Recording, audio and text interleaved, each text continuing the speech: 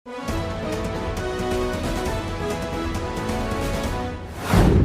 ini lagi viral berita Bobby Boss. Halo sahabat semuanya, kembali lagi di channel Guntur Sabta Vlog. Bobby Boss adalah bahan bakar alternatif ramah lingkungan yang merupakan singkatan dari bahan bakar original buatan Indonesia, Boss. Dibuat oleh seorang pemuda bernama M. Ikhlas Tamrin yang berasal dari Jonggol, Kabupaten Bogor. Terbuat dari limbah pertanian, seperti jerami dan tanaman lokal lain yang mudah tumbuh. Inovasi ini merupakan hasil riset selama 10 tahun dan telah melalui uji laboratorium.